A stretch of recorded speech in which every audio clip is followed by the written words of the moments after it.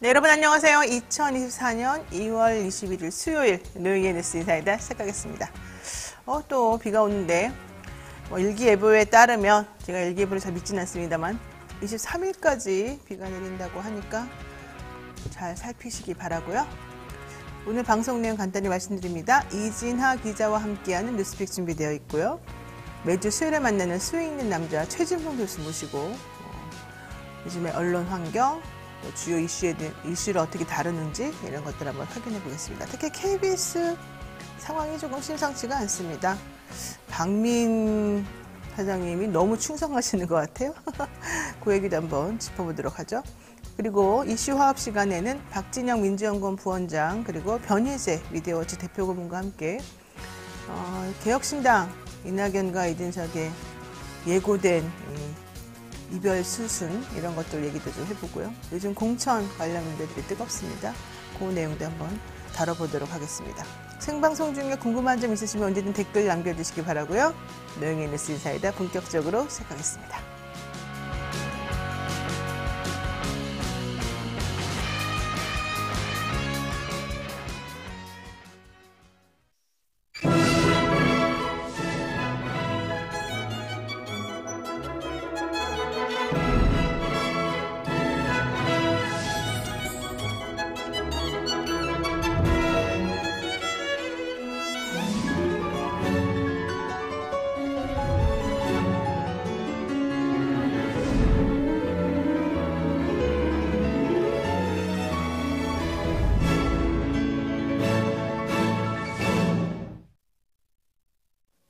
네, 잠시 구독자 이벤트 하나 소개하겠습니다.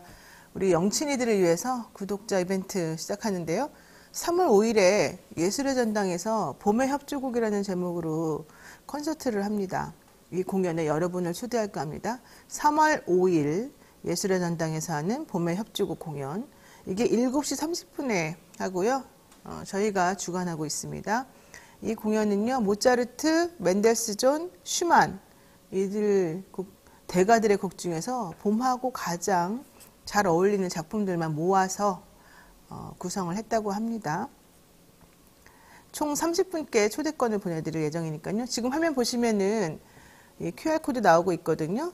관심 있으신 영친이들 이벤트 QR코드 통해서 2월 25일까지 신청해 주시기 바랍니다. 당첨자는 27일에 발표할 예정이고요. 저도 사실 여기 참여하고 싶은데 여러분들한테 먼저 기회를 드리기 위해서 제가 참고 있습니다. 사실은 상당히 격조 높은 공연이 될 것으로 예상이 되고요. 저희 뉴스마트에서 주관하는 거니까 여러분들 꼭 참여하셔서 영친이의 힘을 좀 보여주시기 바라겠습니다. 네, 바쁜 아침 이것만은 꼭 알아야 될 뉴스 이런 것들만 엄선해서 들려드리는 뉴스팩 시간이죠. 오늘은 이진하 기자와 함께하겠습니다. 어서 오십시오. 네, 안녕하세요. 엄청 오랜만에 보는 전현주 기자가 월화했고요. 네. 오늘은 이진하 기자. 정말 여러분들도 기다렸던 분들 반갑다 생각하실 것 같습니다. 자, 첫 번째 소식부터 알아보죠. 개혁신당 결국 합당 선언 10하루 만에 각자의 길을 걷게 됐습니다. 별로 아름답지 못한 이별이 펼쳐졌습니다. 이낙연 대표는 새로운 미래, 그러니까 본인이 이제 상당한 당이죠. 여기서 공동대표, 이전에는 이준석과 공동대표했던 것을 다 뛰어넘고 단독 대표가 됐습니다. 네, 제3지대 빅텐트를 꿈꿨던 개혁신당이 갈등 끝에 헤어졌습니다. 이낙연 개혁신당 공동대표가 먼저 어제 오전 11시 기자회견을 열고 합의가 부서지고 민주주의 정신이 훼손되면서 통합의 유지 위협도 받게 됐다. 다시 새로운 미래로 돌아가겠다라면서 선언을 했습니다. 어제 이 발표가 주황색 배경의 개혁신당 당사가 아닌 남색 배경의 새로운 미래 당사에서 이루어졌는데요. 이 대표는 부실한 통합 결정이 부끄러운 결말을 낳았다라고 이제 밝혔고요. 사실상 개혁신당은 애초에 지지층과 철학이 다른 세력이 급히 합당한 것이 자체가 문제가 됐다면서 결별은 이제 예정된 수순이란 이야기도 나오고 있습니다. 이 대표는 결별의 이유로 여러 문제가 있었다고 했고요. 또 통합 유지 원칙, 통합 주체 합의를 지킨다는 원칙, 민주주의 정신을 존중한다는 원칙 세 가지가 지켜지지 못했다라고 말을 했습니다. 그러면서 그들은 통합을 깨거나 저를 지우기로 일찍부터 기획했던 것으로 보인다라며 저희는 통합 이전으로 돌아갈 수밖에 없다 이렇게 전했는데요. 이 이후에 잠깐 이제 당원과의 대화라는 것을 잠깐 했는데요. 일성으로 이렇게 이야기했습니다. 민주당 현역 의원들을 향해서 도와달라는 입장을 내비치면서 동지분들이 우리들 노력에 도움을 주셨으면 좋겠다. 함께해 주시길 바란다. 이렇게 밝혔습니다. 네, 이거 조선일보에서 대서특필을 하듯이 막 크게 다루고 있던데. 네. 그러니까 이낙연 대표가 결국에는 민주당에서 이번에 이제 공천에서 탈락되거나 민주당의 공천 과정에 불만을 가지고 있는 탈당파들을 대상으로 해서 읍소하고 있습니다. 이제 네. 이 얘기예요, 결론은.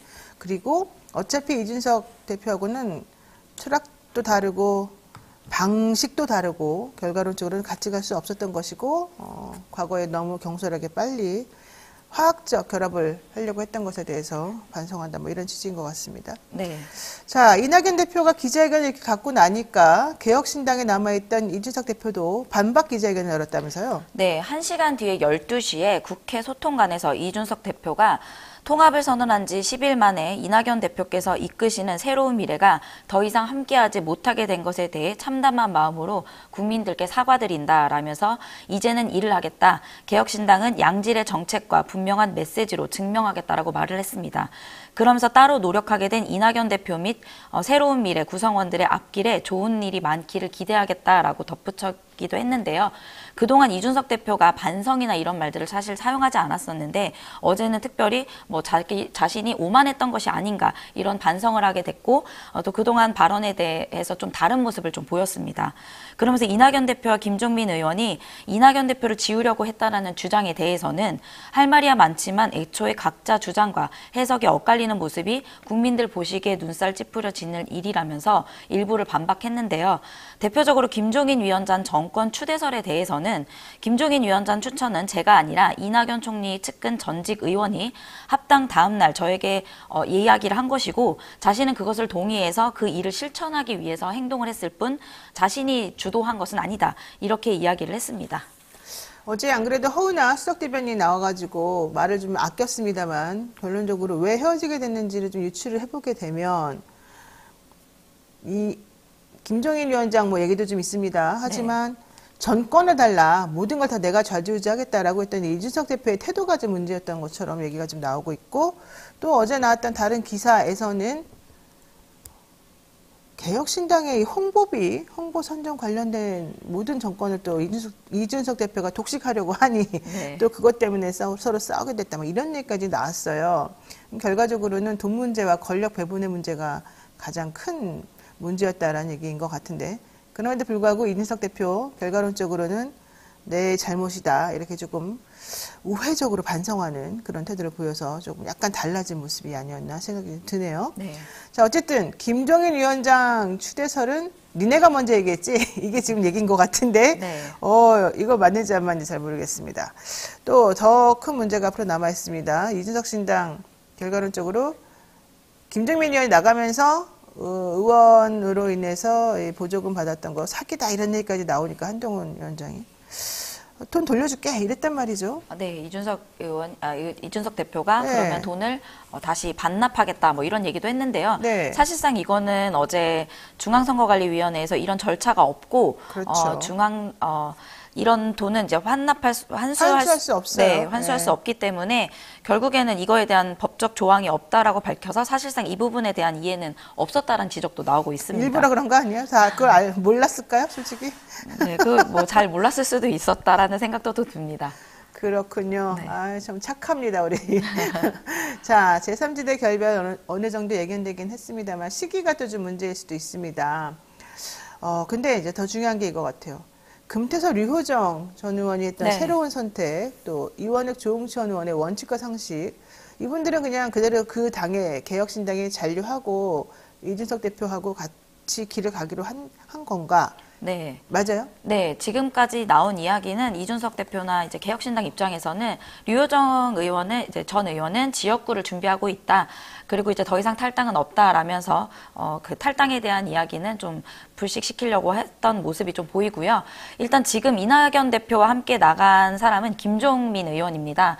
그래서 새로운 미래에 이제 두 분이 함께하게 됐는데 헤어진 시점에 대한 이야기도 좀 나오고 있습니다. 사실 이제 지난 19일에 어제 뭐 허은하 전 의원도 오셔서 이야기를 하긴 했지만 사실 이제 좀 그런 기류가 보였던 거는 지난 19일 날 중앙선거관리위원회가 중앙당 등록 공고를 통해서 이낙연을 대표로 하는 새로운 미래 중앙당이 등록됐다 이렇게 밝혔는데요. 그러면서 새로운 미래가 현존하는 51번째 정당임을 알렸습니다. 이런 점을 미루어 보면 이낙연 대표가 자신의 이제 이름으로 이제 당이 등록되면서 결별까지 이어진 것이 아니냐 이런 추측이 나오고 있는데요. 그리고 사실상 이제 두 결합이 이제 법적으로는 결합이 이어지지 않았고 합당 절차가 진행되지 못한 상태에서 이런 비유를 많이 하더라고요. 사실상 결혼은 했지만 혼인신고를 하지 않았다. 그렇기 때문에 이혼 절차를 딱히 밟을 이유도 없다. 그래서 이낙연 대표도 돌아가겠다라고 표현한 것이라는 이야기도 나오고 있습니다. 어쨌든 개혁신당은 이제 김종민 의원이 이제 그 보조금에 대한 이야기도 했는데 기존의 양양자 의원을 비롯해서 민주당 탈당파였던 원칙과 상식 김종민, 이원욱, 조은천 의원이 합류했고 끝으로 배복주 의원까지 합류하면서 총 5명의 현역 의원이 함께하면서 국가 보조금이 15일 날 지급이 됐습니다. 그래서 김종인 의원은 개혁신당과 결별하기 직전에 이준석 대표와 통합 유지가 안 되면 보조금을 환수해야 된다고 했지만 이준석 대표는 탈당하는 의원이 생겨 의석수가 5석 미만이 될 경우에는 지급된 국가 보조금을 전액 반납하겠다. 또 이게 안 된다라고 했더니 그러면 이제 기부를 하겠다 했는데 사실 이제 정당법상 기부는 또 안 된다고 합니다. 그렇기 때문에 앞으로 좀 이런 끝의 모습이 좀 진흙탕 싸움의 모습으로 보이기도 했고 이런 모습이 좀 보이면서 좀 안타까운 이별을 맞이하게 됐습니다. 네. 양정수 의원이 들어가면서 이게 정리가 된 게 아니었어요? 배복주 의원까지 들어가서 정리가 된 거였어요? 배복주 의원과 마지막에서는 배복주 의원이 들어가면서 정리가 됐는데 네. 알겠습니다. 자, 최상병 사건에 또 윤 대통령이 개입했던 내용 한번 보죠.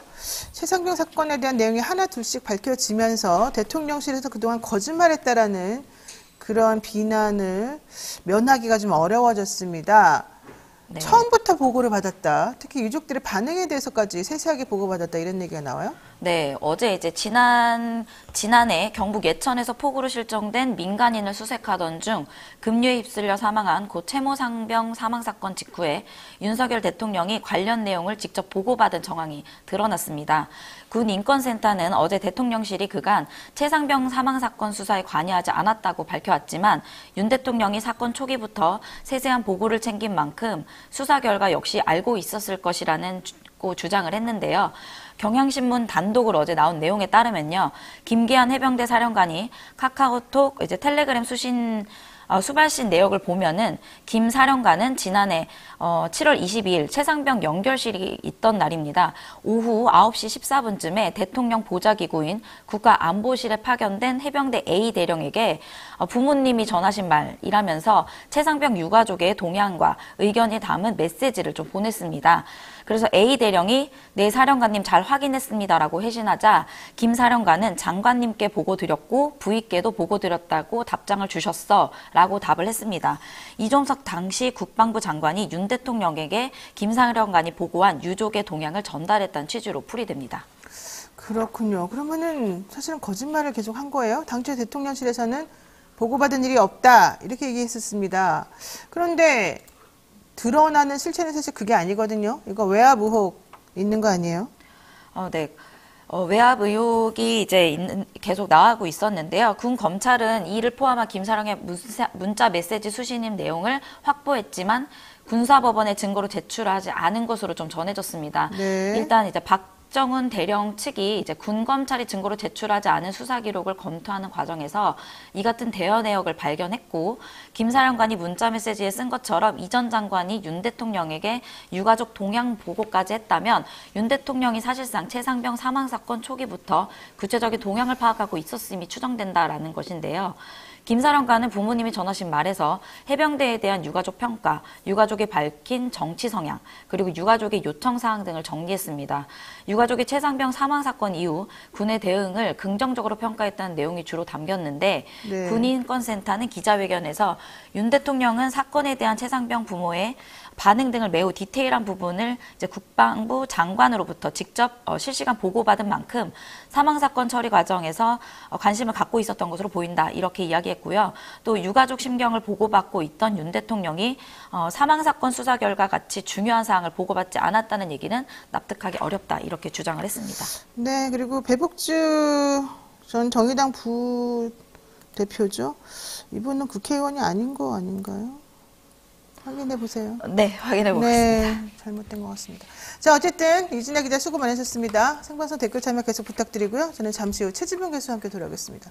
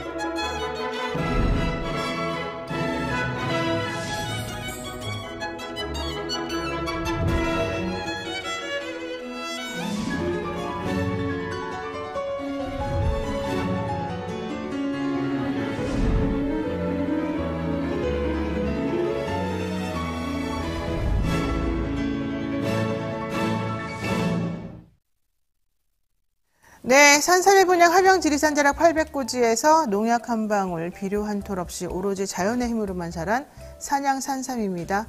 사포닌 함량이나 효과는 자연산 삼과 진배가 없고요. 7년근 뿌리, 잎, 열매 한 뿌리를 한 병에 담아내서 압도적인 사포닌 함량을 자랑한다고 합니다. 컴파운드 K 강화 특허 추출 방식으로 흡수를 높였습니다. 사랑하는 부모님, 남편과 아내 한 해를 열심히 살아온 나 자신에게도 지리산 천년의 기운을 선물하시기 바랍니다. 산삼 순백 1+1과 함께요. 2024년 새해맞이 이벤트 산삼떡 3종 세트도 준비되어 있습니다. 많은 관심 부탁드리고요. 전화 문의는 1666-1080, 1666-1080이고요. 네이버 검색 산삼 순백으로 하시면 되겠습니다. 오늘 여러분들이 또 많이 찾던 또 기다리던 참 특이한 매력의 소유자 최진봉 교수를 모시겠습니다. 어서 오십시오. 안녕하십니까. 좋아요? 뭐 특이한 매력이 너무 좋아하는데요. 아니 그냥 매력이지 뭐 특이한 매력은 특이하지 않습니까? 좀 왜요? 사회생활 전 전 무슨 잘하고 있습니다. 잘하고 있어요? 잘하고 있습니다. 걱정하지 않으셔도 됩니다. 네, 죄송합니다. 개인적인 또 얘기 여기서 하고 있습니다. 이번 주 새 교수님께서 눈여겨보신 이슈 한번 여쭤보도록 하죠. 저는 뭐 이제 나중에 또 다루겠지만 어제 심의위원회 방심 있잖아요. 방심이 네. 소위에서 바이든 날리면 징계를 했잖아요. 그 내용이 정말 충격적이었어요. MBC만 아니 같은 내용을 보도했는데 MBC만 갔다가 이유가 뭔지 아세요? 사과 안 했다고. 아니 그게 무슨 사과? 그러니까요. 그 이유가 그거예요. 그러니까 왜 다른 언론사 뭐 TV조선도 있고 다른 언론사 다 같이 보도했잖아요. 네. 근데 MBC만 중징계를 했어요. 법정 제재를. 그러면서 이유로 된 게 추후에 사과 방송을 안 했대. 그게 이유예요. 아니 근데 사과를 하려면 뭐 이게 틀렸다라는 게 확인이 좀 돼야 되는 거 아니겠습니까? 그러니까 안 되잖아요. 자기들도 뭐라고 얘기했는지를 모른다는데 말도 안 하고 법원에서도 확실히 뭐라고 얘기했는지 모른다잖아요. 근데 네. 그걸 가지고 징계를 해요. 법정 제재를. 그러니까요. 게다가 지금 사실은 법원 판결이 1심만 나온 거지 네. 이게 확정된 것도 아니에요. 그러니까요.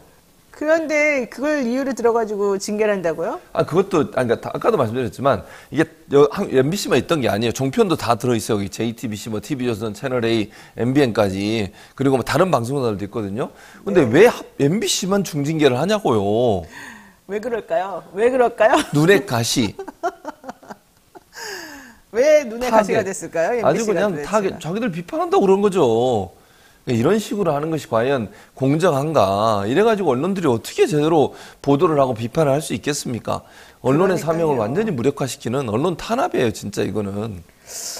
근데 아무도 이걸 같은 다른 언론사들은 경쟁사라서 그런가요? 아무도 이런 걸 지적을 안 하고 얘기를 안 합니다. 무서워서 그런 것 같아.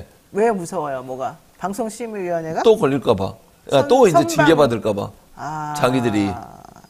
그러니까 이런 식으로 그러니까 정권에 비판적인 보도를 하거나 대통령에 대해서 비판적인 보도를 하는 언론사들을 다 이렇게 심의를 하고 심의해가지고 그거로 벌점을 주고 그래가지고 재승인에 불이익 받게 하고 이게 언론 탄압인 게요. 다른 게 언론 탄압이 아니고 아니 정권은요. 특히 정부 기관들은 언론이 본인들을 비판한 내용 가지고 심의를 하면 안 되는 거예요. 기본적으로. 네. 정말로 없는 사실을 했다고 하면 그건 문제가 되지. 명백하게 이거는 사실이 없는 얘기를 하면 문제지만 바이든 날리면 발언한 게 있고 네. 녹화된 게 있잖아요, 지금. 그걸 어떻게 들었느냐의 차이의 문제인 것이지. 그걸 가지고 심의를 해요? 그럼 언론사들이 문제가 있다고 생각하는 거, 의혹이 있다고 생각하는 녹취록 이런 거 받아가지고 어떻게 보도할 수 있겠어요? 그래도 방송심의위원회에서 하는 말은 확실하지 않으면 하지 말아라. 내지는 확실하지도 않은데 왜 바이든으로 니네가 유도를 했느냐 이거 뭔 아니에요? 유도를 해요? 그렇게 들리니까 얘기한 거지. 너희 변호사는 그 유도한 거예요? 그렇게 안 들려요? 아니 나 진짜 국민들이 대부분의 사람들이 이렇게 들린다잖아요. 아니 네. 그러면 그렇게 보도할 수 있는 거지. 아니면 추후에 그러면 해명을 하면 뭐 정부의 해명은 이렇지만 국민들은 이렇게 들렸다든지 아니면 우리는 그렇게 들었다든지 얘기할 수 있는 거 아니에요? 네. 아니 그게 정확한 단어도 아니고 뭐 그렇다고 대통령이 직접 본인이 나서가지고 어떤 말을 했다는 얘기도 하지도 않고 있고 그리고 법원에서도 명확하게 전문가가 분석해 봤는데 무슨 얘기인지 모르겠다 그러고 그러면 A나 B나 둘 중에 하나로 들릴 수 있는 거잖아요. 네. 그걸 보도한 게 그게 큰 잘못이에요? 그럼 보도하지 말라고요? 아니 그러면요. 어떤 사안에 대해서 의심이 들고 의혹이 있음에도 불구하고 보도를 못해요. 그럼 완벽하게 이게 클리어하지 않으면 네. 그러면 언론이 뭔 역할을 한다는 거예요. 그러면 그냥 언론은 가만히 있다가 법원에서 판결 나오면 그거 그대로 보도하고요. 언론은 가만히 있다가 의혹이 있어도 그냥 수사기관에 다 수사할 때까지 기다렸다 보도해야 돼요. 그게 무슨 언론입니까? 그렇게 되면요. 만약에 정권이 경찰이나 검찰을 쥐고 있다고 생각해 보세요. 수사가 제대로 되겠어요? 그럼 수사 안 하는 건 아예 의혹도 보도 못해. 그러면 언론의 역할이 원래 수사기관보다 먼저 나서서 의혹이 있는 걸 파헤치고 보도하고 그걸 이슈화해서 그것이 수사에 이르도록 만들게 하는 거예요. 네. 그게 언론의 역할인 거예요. 그 역할 자체를 완전히 무시하는 거예요. 이거는 언론이 무슨 홍보 수단이에요? 언론이 홍보 수단으로 전락되고 있죠. 그러니까. 네, 특히 정권에. 아유, 진짜 예. 어처구니가 없어. 자, 왕자 어린이께서 또 참 마음이 착하시고 따뜻한 분이구나 이걸 느낍니다. 왜요? 최진봉 교수님은 사회생활 정말 잘하고 있습니다. 감사합니다. 참네요. 잘하고 있습니다. 네, 술 정말- 안 먹어도 잘합니다. 정말 마음 걱정하지 착하고 마세요. 따뜻한 분들이 무슨 많습니다. 말씀이세요? 술 안 먹는다고 무조건 잘하는 건 아니죠. 잘합니다. 제가 정말 비하인드가 많지만 여기서 차마 밝힐 수가 없어서 말을 못합니다. 잘합니다. 걱정하지 마십시오. 요즘 2023 아시안컵 준결승 전날에 손흥민 선수와 이강인 선수가 충돌했다는 내용을 다룬 기사가 쏟아졌습니다. 그런데 이게 이제 본질을 자꾸 벗어나서 인신 공격하는 용어로 지금 사용되고 있다는 거, 특히 본질과 무관한 기사들이 쏟아지고 있다는 거, 이게 좀 문제인 것 같아요. 지금 화면 보시면 하루에 1000건 이강인의 과몰입한 언론 문제 있습니다. 이강인 얘기를 엄청나게 많이 하면서 또 조선일보에서 손흥민이 멱살 잡자 이강인 주먹질, 요르단전 전날에 무슨 일이 있었느냐, 매일경제는 주먹으로 다진 치킨이냐, 5억선 알았지 이강인 광고의 곤욕. 하여튼 이런 얘기가 계속 나오면서 어쨌든 일방적으로 이강인 선수를 좀 매도하는 내용이 좀 많이 나오고요. 머니투데이 이강인 막내라 좋아 형들이 다 해줘 하극상 논란 뭐 이런 얘기, 뭐 막내가 감 너무 편해 뭐 어쩌고 저쩌고 하여튼 별별 얘기들이 지금 다 나오고 있거든요. 예. 이거 어떻게 보세요? 그러니까 이게 뭐가 문제냐면 자극적인 단어나 자극적인 어떤 제목을 달아가지고 사람들의 관심을 끌려는 시도라고 보여요. 그러니까 이게 문제라는 거예요. 그러니까 언론이 어떤 사안을 보도할 수 있죠. 예를 들면 뭐 팀 내 갈등이 있는 거 분명한 것 같아요. 그러나 정말 주먹질이 있었는지 멱살이 이거는 명확하게 지금 밝혀지질 않고 있어요. 양쪽 의견이 다르니까요. 이강인 측에서는 그렇게 하지 않았다고 얘기하고 있고. 근데 뭐 본질이 뭐든 중요한 건 뭡니까? 갈등이 중요한 거예요. 근데 이걸 주먹질, 멱살잡이, 뭐 치킨이냐, 곤욕이나 이런 표현을 쓰는 것은요 불필요하게 자극적으로 기사를 쓰는 거예요. 이렇게 쓸 필요는 없잖아요. 네. 팀 내 갈등이 있었고 양측에서 이런 주장들이 있다. 이렇게 해서 기사를 뽑으면 되는 거예요. 제목을 이 팀 내 갈등 때문에 축구팀의 뭐 역량이 떨어졌다든지 아니면 제대로 경기를 뛰지 못했다든지 그 정도는 쓸 수 있겠잖아요. 근데 굳이 이렇게 멱살 잡자 이강인이 주먹질을 했고 전날 무슨 일이 있었냐, 무슨 뭐라 그래, 삼류 소설도 아니고 이런 식으로 기사를 쓰면 안 되는 거 아닙니까? 이렇게 기자들이 기사를 쓰고 언론사들이 기사를 쓰는 이유가 뭐겠어요? 클릭. 돈. 오로지 돈에 매몰듯이 이러는 거예요. 그러니까 어떤 본질의 부분, 예를 들어서 어떤 기사의 본질적인 부분에 대해 접근해서 그걸 정말 뭐라고 그래야 되죠? 특별히 무슨 자극적이지 않게, 뭐 이걸 무미건조하다는 표현은 좀 너무 담백하게 좋은 단어네. 좋은 단어야. 담백하게 쓰는 게 중요해요. 오히려 더 좋죠. 빨리 얘기하다 보니까 생각이 좀 늦게 오잖아. 담백하게 쓰는 게 맞는 거지. 이런 식으로 자극적으로 쓰는 것은요, 이건 불필요하게 너무 본질을 벗어나서 사람들이 불필요한 어떤 상상을 하게 만드는 요소로 작용하는 거예요. 이게 맞습니다. 결국은 어떤 사람에 대한 부정적 이미지를 만들어낼 수도 있기 때문에 기사는 이런 식으로 쓰면 안 되는 거예요. 근데 솔직히 저는 그 축구 선수들이 세상에 유로단전 그 4강 그 중요한 경기를 앞두고 이렇게 싸웠다는 것 자체가 그렇죠. 너무너무 진짜 부끄럽고 화가 그렇죠. 많이 맞아요. 나는데 그걸 지적을 사실 해야지. 그게 본질인데 맞아요. 아, 정말 근데 뭐 언론이 이랬던 게 하루 이틀이 아니에요. 아무리 그러니까. 최진구 교수님이 얘기를 하셔도 절대 안 듣네요. 말들은. 안 들어요. 아휴, 진짜. 네, 속상하신가 보네요. 속상하죠. 내가 아무리 얘기해도 말을 안 들으니까. 그러니까 이게 지금 고 이성균 씨 관련 보도에서도 경찰이 비슷하죠. 이성균 씨 혐의도 입증되지 않은 상황에서 받아쓰기 보도, 사생활 폭로, 그것과 정말 본질적이지 않은 사생활 폭로 이런 것들 때문에 고인의 명예를 훼손했고 그리고 또 경찰에서 뭐 이 사건에 대한 내용을 뭐 공개를 했네 안 했네 이런 얘기 시끄럽고 정말 보도윤리가 땅에 떨어진 거 아니냐 이런 얘기 그렇죠. 나올 수밖에 없단 말이죠. 당연하죠. 이게 사실 신문윤리위원회가 왜냐하면 언론에 대해서는 가능한 한 정부기관이나 아니면 정부에서 운영하는 어떤 조직들이 관여하면 안 되기 때문에 자율심의에 맡겨놔요. 그래서 신문윤리위원회라고 하는 것이 이제 자율적으로 운영되고 있는데 거기서도 이번 고 이성균 씨 관련된 보도에서 47건에 대해 보도윤리 위반으로 주의 징계를 내렸어요. 이만큼 사실 확인이 안 된 걸 가지고 보도를 하거나 아니면 불필요하게 개인의 사생활이 폭로되는 내용들에 대한 녹취록도 보도가 되고 이랬잖아요. 그건 사실은 사건의 본질과 직접적인 연관이 없는 거예요. 근데 그 사람을 모욕을 주고 그 사람을 계속 공개적으로 소환해서 언론에 노출을 시키고 그리고 뭐 몇 번 뭐 조사를 했다는 등등 네. 어떤 털을 뽑았다는 등등 이런 불필요하고 자극적인 내용들이 계속 보도가 되다 보니까 이성균 씨에 대한 기본적인 어떤 인격권의 침해가 일어난 거잖아요.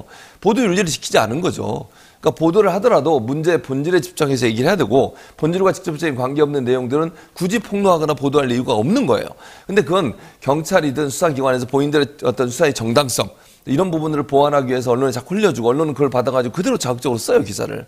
이게 결국은 한 사람을 완전히 몰락하게 만드는 요인으로 작용한다는 거죠.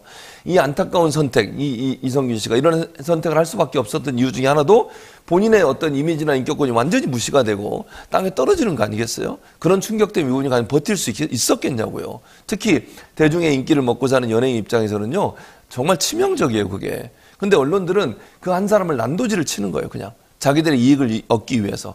이게 바로 언론윤리 위반한 대표적인 사례라고 볼 수 있겠죠. 그런데 이제 이 선방심의위원회가 또 이제 문제가 계속 되고 네, 있습니다. 그렇죠. 이런 잘못된 언론 보도나 이 방향성이 잘못된 현상이 벌어지면 사실 이런 것들을 조금 정리해주고 방향을 좀 제대로 좀 잡아라라고 해줘야 되는 게 바로 방송심의위원회 혹은 뭐 선방심의위원회 이런 데잖아요. 그렇죠. 근데 오히려 이런 곳에서 정권에 뭐 아부하는 듯한 모습이 비춰질 정도로 그러니까요. 엄청나게 많은 특히 네. 여권의 비판적인 내지는 좀 뭐 우리가 보기엔 중립적입니다만 또 아닌 그러니까 칭찬하지 않았다는 그런 이유로 제재를 막 하고 뭐가 문제가 있다고 그 방송국 막 비난하고 이런단 말이죠. 그렇죠. 이거는 도대체 뭡니까? 지금 선방심의위원회가 2개월 만에 역대 가장 많은 법정 제재를 의결했다는 얘기거든요. 그렇습니다. 좀 전에 이제 최진모에서 말씀하신 것처럼 예, 이런 거 어떻게 봐야 돼요, 도대체가? 그 심각한 문제도 이게 선거방송심의위원회가 2008년도에 처음 출범을 했어요. 그러니까 방송통신심의위원회하고 다르게 운영이 되거든요. 위원장도 따로 있고 이래요. 그렇죠. 근데 선거방송심의위원회가 이번 기수 이게 왜냐하면 선거가 있을 때만 이게 운영이 돼요. 네, 한시적으로 그렇죠. 한 3개월 정도 해요. 맞습니다. 네. 뭐 노영희 변호사 하시지 않았어요? 네, 저는 선방심의위원회 했었어요. 네, 제가 그러니까. 심의위원이었죠. 네, 그러니까요. 그렇게 이제 정해진 기간만 활동을 하는 거잖아요. 근데 그 전에 선거방송심의위원회에서는요, 지금까지, 이전까지는 관계자 징계가 2차례밖에 나오지 않았어요. 징계하는 게. 네. 근데 이번 이제 법정 제재 자체도 보통 2건에서 3건 정도에 불과했거든요. 근데 이번은 지금 2달밖에 안 됐거든요. 보통 네. 한 6개월 정도 하는 것 같은데 선거방심위원회 운영이. 관계자징계가 되게 센 거잖아요. 그렇죠. 근데 16일 기준으로 선거방심위원회는 7건의 법정 제재가 있었어요. 그럼 몇 배예요 지금? 그러니까 보통 6개월 진행된다고 하면 6개월에서 2건에서 3건 정도가 일반적이었는데 7건이 벌써 2개월 만에 나온 거야. 그럼 앞으로 더 나올 수도 있는 거잖아요. 그렇죠. 근데 문제는 법정 제재가 나온 7건이 모두 윤석열 대통령, 김건희 여사, 한동훈 비대위원장 관련 내용이거나 진행자의 발언, 패널 구성이 정부 여당에 불리하다는 지적이 주를 이루고 있어요. 그럼 결국 현 정부에 불리하게 보도하고 있는 내용들에 대해서만 지금 법정 제재가 이루어진 거예요. 이게 뭐가 문제냐면요. 앞으로 그러면요. 선거 관련해서 검증이 계속 이루어져야 되잖아요. 네. 선거 총선 앞두고서 언론이 계속 검증하고 잘못된 부분이 있으면 보도하고 잘못된 발언이 있으면 보도하고 이래야 되는데 입을 틀어막겠다는 거예요. 카이스트하고 똑같아. 카이스트에서 입틀막 있었죠. 네. 언론에 대한 입틀막이 선거방송심의위원회에서 일어나고 있는 거예요, 지금. 그러니까 선방위가 이런 식으로 자꾸 제재를 하게 되면요. 네. 언론들이 문제가 있어서 기사를 쓰려다가도 자기 검열을 하게 돼. 이렇게 기사 쓰다가 나도 걸리는 거 아니야? 이런 못 쓰게 되는 거잖아요, 기사를. 검열이라고 하니까 되게 좋아 보이는데 그게 아니라 하고 싶은 말 혹은 해야 될 말도 제대로 하지 못하고 그냥 스스로 꼬리 내리는 그런 상황을 말하는 거죠. 그럼요. 그러니까 검열이라고 하는 건 스스로가 내가 이렇게 기사를 썼을 때 선거방송심의위원회에 걸려서 제재를 당해서 방송사가 불이익을 당하지 않을까 이런 생각을 하게 된다는 거죠. 그렇죠. 그럼 톤을 낮추거나 그러니까 확실하게 확인되지 않은 건 기사를 못 쓰게 돼요, 그러면. 그렇게 되면 그러니까 의혹을 제기할 수 있는 언론의 역할 자체가 완전히 무력화되는 거죠. 아, 세상에 2008년 출범 이후에 이번 기수 전까지 2건 있었던 관계자 징계가 2개월 만에 7건, 7건이나 게다가 그 내용도 모두 다 대통령이나 부인에 대한 내지는 한동훈 비대위원장에 대해서 그것도 뭐 완벽하게 편향적으로 말한 것도 아니고 좀 애매하게 들릴 수 있는 그런 부분들에 대해서 말했다는 거죠. 자, 이런 식으로 근데 강하게 제재하면 결과론적으로는 뭐 MBC든 어디든 정말 몸을 사릴 수밖에 없고요. 당연하죠. 신정식 변호사 그래서 그만뒀잖아요. 그만둔 거죠, 결국은. 그러니까 보니까 선거방심위원회가 의견이 7건이라고 말씀드렸잖아요, 법정. 그중에 6건이 신장식 변호사가 진행하던 뉴스 하이킥이에요. 아, 그중에 사실은 6건이. 유일하게 남아있던. 그렇죠. 그러니까 사람이긴 그것만 한데. 집중적으로 하는 거예요. 어느 한 프로그램을 집중적으로 타겟을 삼아서 그걸 계속적으로 심의를 하다 보니까 이런 문제가 발생하는 거거든요. 그러니까 방송사 입장에서 부담이 될 수밖에 없어요. 지금 MBC 같은 경우에 올해 말인가 재승인 심사 네, 받거든요. 재승인 해야 되죠. 그러면 여기서 계속 벌점 받아보세요. 어떻게 되겠어요? 그리고 박문진 이사 더 바뀌고 네. 7월인가 8월에 8월이 임기예요. 바뀌죠. 예. 그럼 바뀌게 되는데 그렇게 되면 이제 구조도 저쪽으로 넘어가요. 그러니까 보통 6대3 구조거든요. 그러니까 지금은 아직까지는 문재인 정부 때 그 구성된 박문진이기 때문에 현 야권이 좀 더 많은 숫자를 갖고 있지만 나중에 이제 바뀌게 되면 숫자가 저쪽으로 더 많아져요. 그럼 사장 임명도 그쪽에서 하게 돼요. 그렇죠. 그런 문제가 발생하게 되는데 이렇게 되면 이러니 MBC 입장에서는 더 몸을 사릴 수밖에 없는 거예요. 왜냐하면 징계를 계속 받아가지고 만약 벌점이 많아지면 감점의 숫자가 늘어나게 되고 그렇게 되면 재승인 과정에서 엄청난 불이익을 당하게 돼요. 뭐 개인적으로 저는 생각해서 뭐 재승을 안 하기까지는 안 하겠지만 엄청난 다양한 형태의 뭐 조건들을 달 거예요. 그러니까 재승인을 조건부 재승인을 하게 되는 거거든요. TV조선 예전에 이제 문재인 정부 때 TV조선이나 뭐 채널A나 이런 데가 조건부 재승인 받으면서 여러 가지 받았는데 예를 들면 여러 가지 조건들을 달아가지고 방송이나 운영하는데 상당히 큰 어떤 뭐랄까요 제재를 가하는 그런 일들을 네. 벌여날 수 있는 거죠. 아니 근데 저는 좀 특이했던 게 이 선방심의위원회가 이상한 게 TV조선 추천위원이라는 사람이 있더라고요. 네, 맞아요. 이게 원래 야권, 그러니까 방송계 추천 몫을 원래 방송 관련 협회 네, 이런 데서 방송협회. 네, 나와야 맞아요. 되잖아요. 네, 그렇죠. 근데 어떻게 특정한 종편인 TV조선 추천 당사자, 게다가 TV조선은 그동안에 계속 문제가 있었다라고 얘기되어 왔던 방송국이기도 한데 네.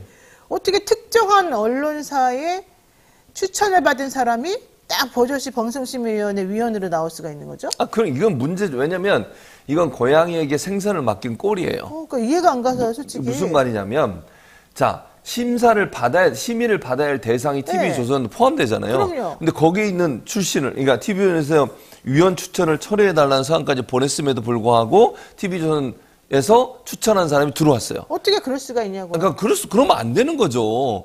그러니까 이건 공정성을 담보할 수 없는 행태예요. TV조선을 그러니까 추천권을 TV조선에 줬다는 것도 문제라는 얘기를 하는 거예요, 제 말은. 그러니까요. 그러니까 방송협회 같은 데다 추천권을 주면 보통 어떤 분들을 추천하냐면 옛날에 언론계에 있었던 분들, 지금 당장 관계 있는 분들 말고, 그리고 특정 언론에 너무 치우치는 이런 분들을 추천하지 않고, 방송협회에서 볼 때 뭐 언론학자든 아니면 변호인이든 뭐 이런 사람들 있잖아요. 이런 사람들을 보통 추천을 해요. 근데 특정 언론사에 소속되거나 그 언론사에서 추천한 사람을 추천받아가지고 하는 경우는 거의 없어요. 왜냐하면 그렇게 되면 아까도 말씀드린 것처럼 특정 언론사에 대한 심사가 제대로 이루어지겠냐고요, 심의가. 네. 아니 TV조선에 추천받아 온 사람이 TV조선에 부정적인 그런 어떤 심사를 할 수 있겠어요, 심의를? 못하게 되고 막을 거 아니에요, 그러면. 그분 입장에서는. 그럴 가능성이 높아지는 거기 때문에 네. 이해관계자가 들어오면 안 되는 거예요. 네. 예를 들면 방송사에서 누군가 추천하게 되면 그 방송사에 추천한 사람은 그 방송사 입장을 대변할 수밖에 없는 거잖아요, 그렇죠. 기본적으로. 그렇기 때문에 방송사에 추천하는 추천권을 주면 안 돼요. 근데 왜 TV조선에 추천권을 줘서 TV조선에서 위원을 추천하게 만드냐는 거예요. 네. 그거 자체가 이 선거방송심의위원회가 편파적으로 운영될 수밖에 없는 구조를 갖게 되는 이유가 됐다고 볼 수밖에 없어요. 아니 근데 선방심의위원회 그러니까 야권 추천 방통심의위원이 들어가야 되잖아요. 3명 정도 들어가죠. 근데 왜 제대로 안 돼 있어요? 그러니까 그게 안 되고 있어요, 지금. 왜? 왜냐면 위원장이 마음대로 하는 거예요, 지금. 그러니까 그 방송통신심의위원회 위원장이 자기가 그걸 주도를 하는 거예요, 지금 현재 상황에서는. 그러니까 사실은 원래는요, 야권에 추천 몫을 주고, 그리고 야권 성향의 사람이 3명 정도 들어오게 하는 것이 일반적으로 운영돼 왔던 것인데, 네. 이게 법적으로 정해진 게 없다 보니까, 예를 들면 추천 단위가 이런 방송협회, 예를 들어서 민주당 추천 몫은 있어요. 야권에서 몇 명, 이건 정해져 있지만. 그러니까 결국 이걸 구성하는 것은 방송통신심의위원회에서 하는 거잖아요. 그러니까 네. 위원장이 결국은 절대적 권한을 갖고서 조율을 할 수 있게 돼 있어요.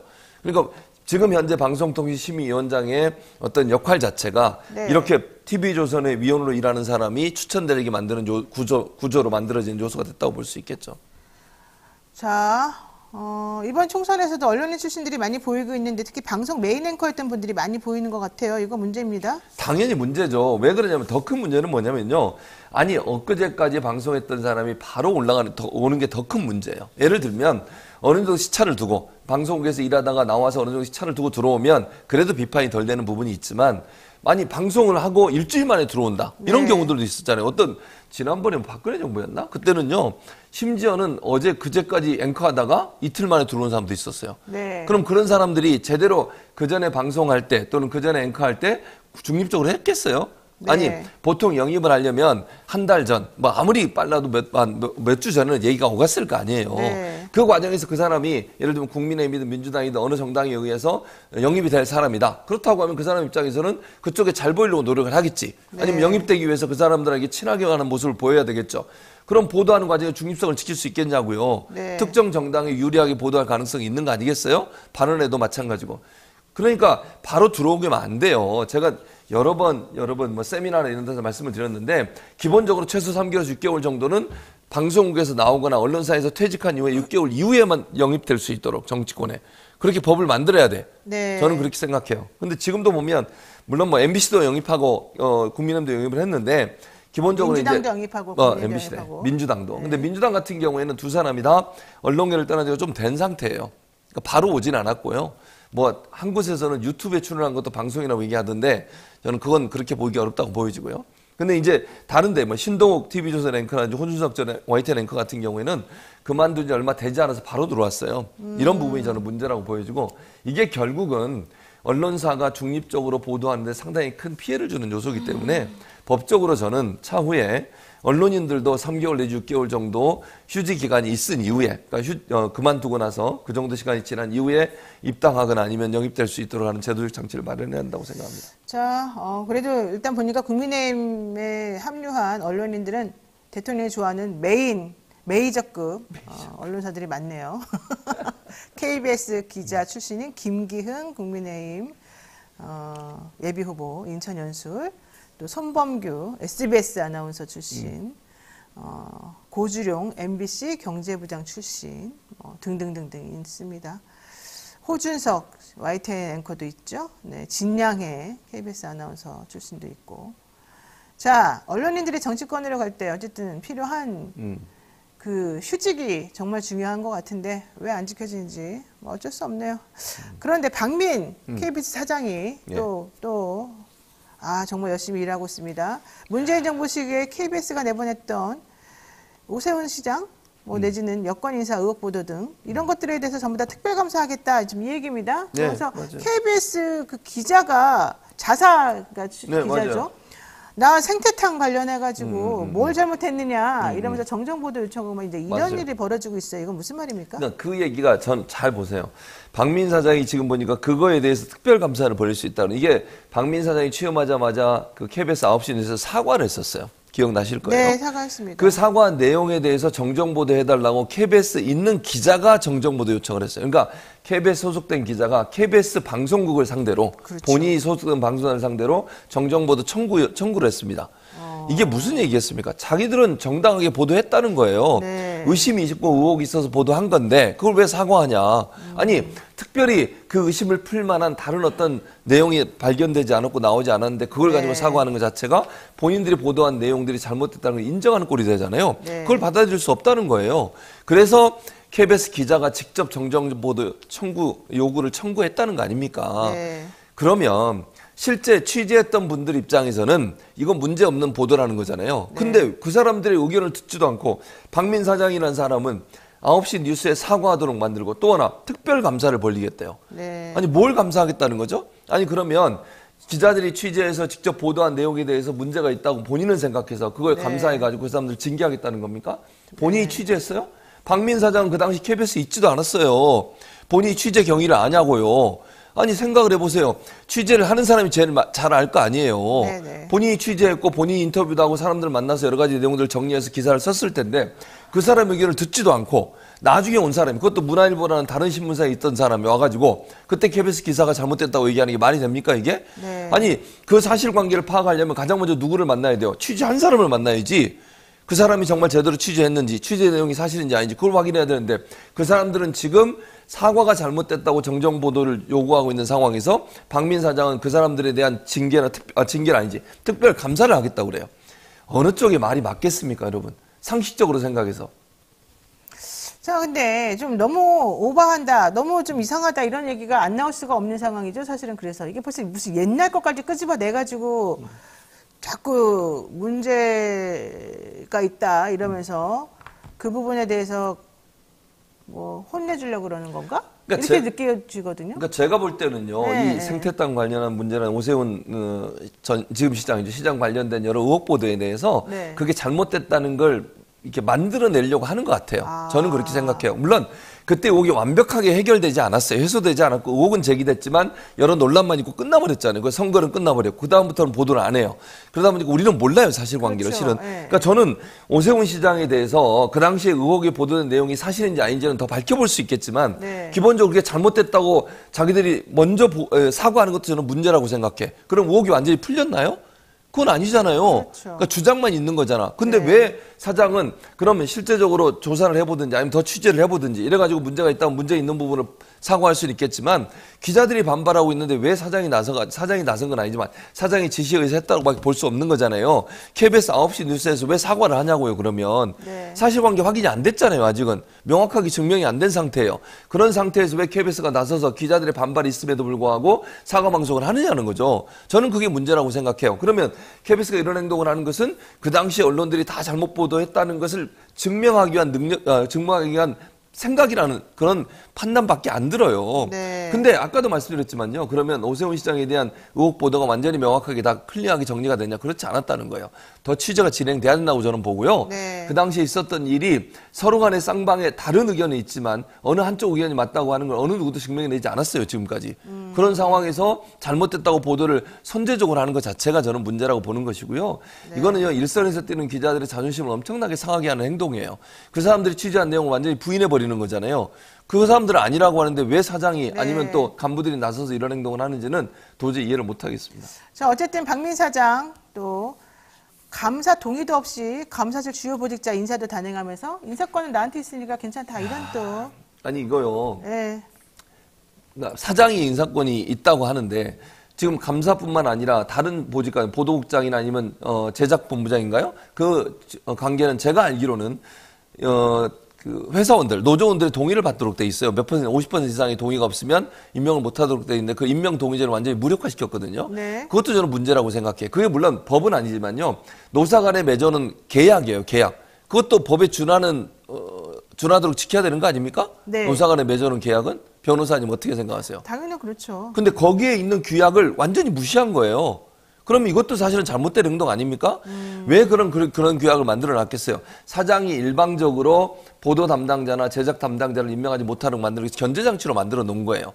왜냐하면 공정한 방송을 하기 위해서는 사장이 일방적인 어떤 권한 사용 이런 부분들을 제한할 필요가 있거든요. 알겠습니다. 그래서 만들어 놓은데 그걸 완전히 무력화시키는 행동이기 때문에 네. 감사 같은 경우도 사실은 이렇게 일방적으로 본인이 원하는 사람을 임명하게 되면 감사가 제대로 이루어지겠습니까? 공정하게? 그러니까 특별감사도 그래서 하는 거 아니에요? 그 사람들을 네. 앉혀놓고 네. 자기가 원하는 방향으로 감사를 하겠다는 의지라고밖에 안 보인다는 거죠.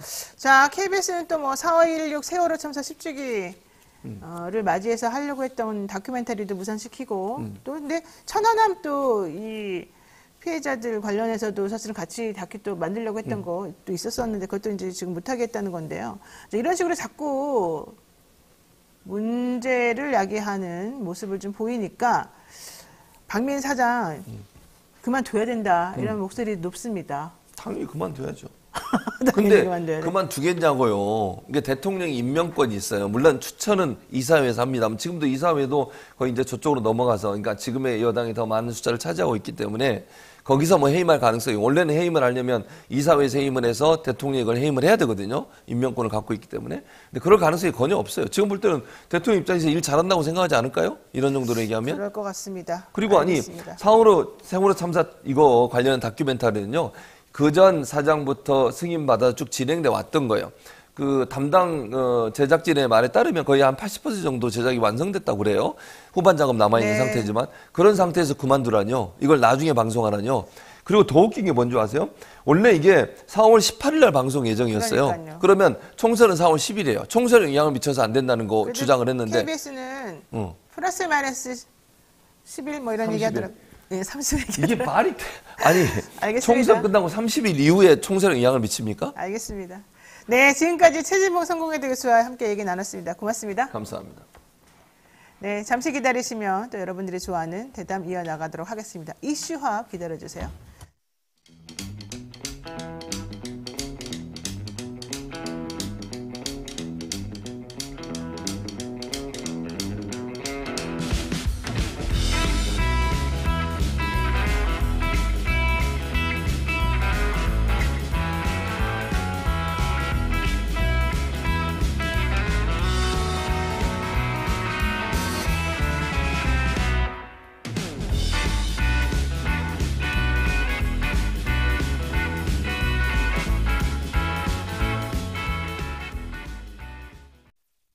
매일 10시 1시간만 투자하면 내 계좌도 10배거.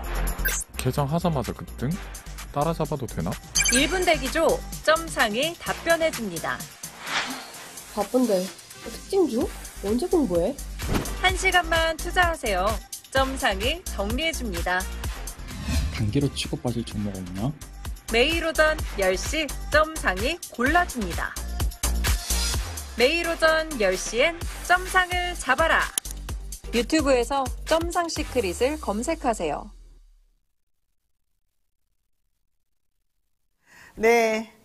자, 아까 잠깐 저희가 이제 스픽 시간에 배복주 전 정의당 부대표에 대해서 잠깐 언급을 조금 잘못한 부분이 있어서 정정드립니다. 배복주 전 정의당 부대표는 현재 국회의원 당연히 아니고요. 비례 번호 받았다가 정의당에서 안 됐고, 그리고 22대 총선에서 그 얼마 전에 있었던 22년도에 있었던 그런 또 선거 중간에서 좀 낙선한 적이 있었습니다. 네, 잠깐 혼선을 드려서 죄송합니다. 자, 오늘 이슈 합하겠습니다. 한 주간 가장 뜨거웠던 정치 이슈를 짚어보는 시간입니다. 오늘 함께해 주실 두 분 소개하는데요. 원래 박진영 민주연구원 부원장님 어서 오시고요. 네, 안녕하세요. 네, 그리고 원래는 변희재 미디어워치 대표 고문 같이 하셔야 되는데 지금 좀 연락이 안 되고 있습니다. 네, 최진봉 교수님 하고 싶은 말씀이 많을 것 같아서 없어요. 가요, 근데. 제가 사회생활 잘하시라고 뭔 소리야. 같이 한번 얘기 나눠보도록 하겠습니다. 어서 오십시오. 뭘 없어요. 아, 좀 좋게 해주세요. 왜 이러세요? 지금 아침에 이따 최진봉 교수님 좋아하는 분이 너무 많아요. PD하고 통화하도록 하겠습니다. 지금 뭐 하는? 알겠어요. 자, 극적으로 제3지대 통합을 이뤘던 이낙연, 이준석 공동대표 결과적으로는 통합선언 11일 만에 결별을 했습니다. 이낙연 대표는 이준석 대표가 선거 관련해서 모든 권한을 위임해달라고 얘기했기 때문에 이거는 민주주의 정신에 훼손한 거다. 나는 같이 못한다 이러면서 쪼개졌단 말이죠. 박진영 부원장님, 결과적으로 사실은 다 예정된 수순 아니었나요? 이준석 대표의 입장에서 보면 예정된 수순인 것 같아요. 이낙연 대표는 아니었어요? 이낙연 대표는 모르고 들어갔죠. 아, 그럼 뭘 몰랐다는 거야? 이준석 대표의 성향을 몰랐다는 그렇죠. 거예요? 이준석 대표의 성향. 그걸 몰랐다고요? 몰랐다고 생각해야죠. 설마 그랬을까 이런 생각하지 않았을까요? 이준석 대표는 자기 핵심 지지층이 있는 사람이에요. 이낙연 대표는 자기 핵심 지지층이 없어요. 없어요? 그렇게 오랫동안 정치를 하셨는데 무슨 소리예요? 아니, 한번 도지사까지 총리까지 안 한 게 없는데. 생각을 해보세요. 도지사는 이제 물론 자기가 경선을 해서 했습니다만 총리로서 대권 주자까지 간 거는 문재인 정부에 의해서 문재인 대통령의 지지층들을 일부 위탁받아서 자기 이제 지지층이 생겼던 건데 그게 이제 민주당을 나가면서 대부분의 지지층들이 해소된 거예요. 그러다 보니까 이제 자기 핵심 지지층은 없다라고 봐야 되고 이준석 대표는 자기 핵심 지지층이 있지 않습니까? 20, 30대 남성 그런 지지층이 있는데 이 통합 과정에서 이준석 대표의 지지층인 20, 30대 남성이 흔들리는 거예요. 그러다 보니까 이준석 대표 입장에서는 야, 큰일 났네. 나의 본진이 흔들리는구나. 차라리 내가 확장되는 것보다는 이걸 깨가지고 본진이라도 지켜야 되겠다라는 그런 수세적 입장으로 돌아간 것 같고요. 이 과정에는 이준석 대표가 빨리 의석수를 늘려가지고 당의 운영 경비라든가 이런 그렇죠. 현실적인 것들을 좀 확보해야 되겠다라는 좀 섣부른 생각이 작동한 것 같아요. 아니 근데 저는 이준석 대표가 그렇게 입장을 취하는 거는 이해를 해요. 근데 이낙연 대표는 그렇게 정치를 오래 하신 분인데 이 상황을 읽지를 못하고 그렇게 안일하게 생각했다는 겁니까? 들어갈 때는 지지율이 떨어지기 때문에 급한 마음에 들어갔을 거예요. 그리고 또 이 현역 의원들이 있었지 않습니까? 현역 의원들의 위세를 가지고 내가 이 당을 장악할 수도 있을 것이다. 그런 생각을 했을 건데 실제로 선거철에는 현역 의원이라고 하는 숫자는 하나의 단편적인 하나의 도움은 될 수는 있겠지만은 길게 보면은 결국은 지지율입니다.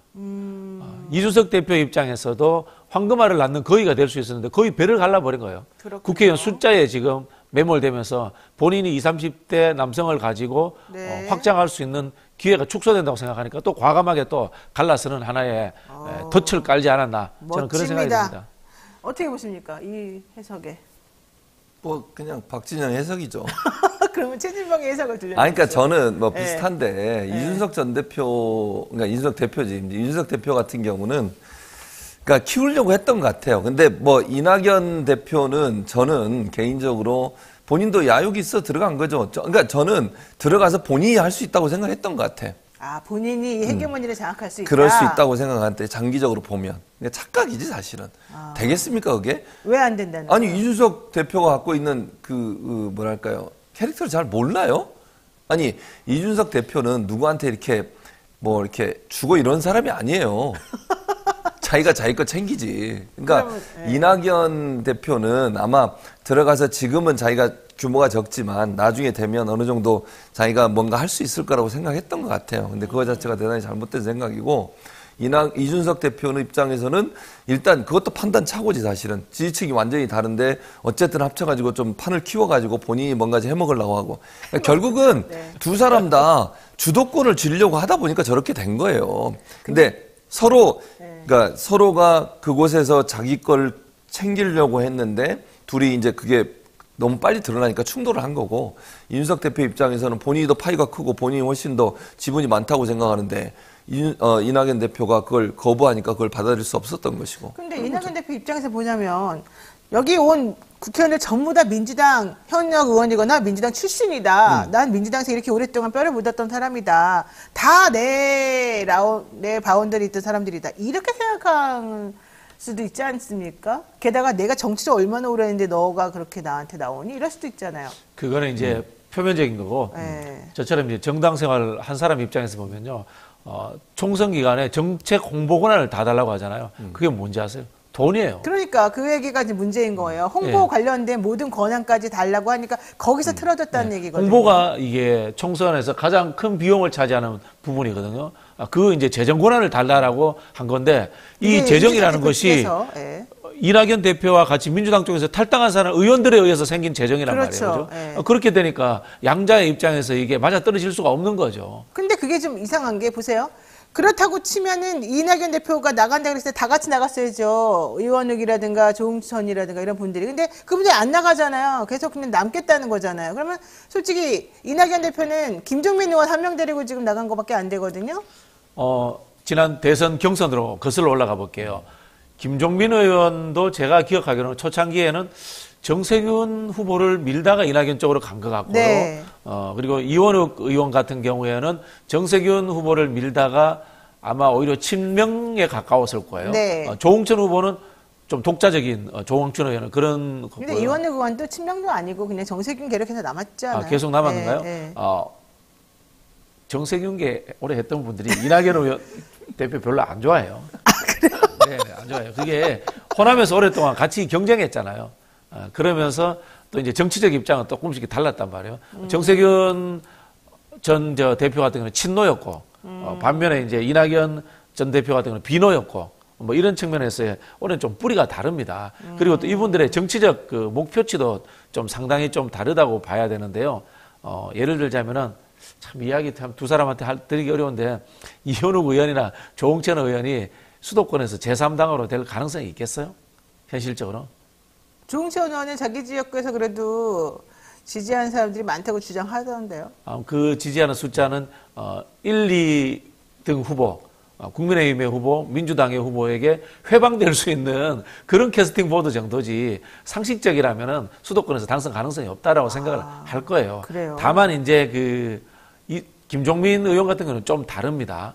충청권이고 거기에 이제 계룡 논산 지역구인데 지역에서 국회의원 재선했다 그러면은 과거에 이인재 의원 같은 경우 그 지역구에서 무소속으로 당선되기도 했거든요. 그런 좀 지역구의 차이도 존재하는 것 같습니다. 자, 뭐 당 내부 얘기보다는 우리 또 최진모 교수님한테는 제3지대 얘기를 한번 해보겠습니다. 조국 신당 네. 어떻게 생각하십니까? 뭐 조국 신당은 나름대로 하시는 거잖아요. 그러니까 그거를 물론 일부 이제 민주당 지지층에서 조금 비판적으로 보시는 분들이 계시는 것 같아요. 나름대로 저는 하시는 거고. 근데 저는 조국 신당이 만들어진 것이 그 긍정적 효과를 가져올 수도 있다고 보거든요, 개인적으로. 네. 그러니까 민주당과 함께 안 하는 게 아니고, 물론 민주당이 주도를 해서 민주당이 정말 좋은 성과를 내면 좋겠죠. 근데 민주당이 갖고 있는 여러 가지 한계 중에 하나가 뭐냐면 스펙트럼이 워낙 넓어서 너무 이제 적극적으로 과격한 표현보다 어쨌든 강한 메시지를 내기가 어려워요. 네. 예를 들면 윤석열 퇴진, 윤석열 탄핵 이런 얘기를 총선 과정에 할 수 있겠어요? 민주당이? 불가능하잖아요. 왜요? 제가 볼 때는 왜냐하면 중도층까지 끌어안으려는 전략을 하기 때문에 강하게 할 수가 메시지를 없다. 내기가 어렵다는 거예요. 그게 이제 민주당이 갖고 있는 어떤 한계다? 한계죠. 근데 그게 나쁘다고 제가 얘기하는 게 아니에요. 왜냐하면 민주당 입장에서는 여러 스펙트럼을 넓게 가야 돼요. 그래야 대선 후보를 낼 수 있고 그다음에 대선에서 성공할 수 있는 정당의 모습을 갖추는 거니까요. 근데 그러면 그 사이에 정말 윤석열 정부에 실망하고 윤석열 정부를 심판해냈다고 생각하고 강하게 비판하는 사람들 입장에서는 실망감이 생길 수밖에 없는 거 아니겠어요? 그러면 그 사람들의 선택지는 어디로 갈까요, 과연?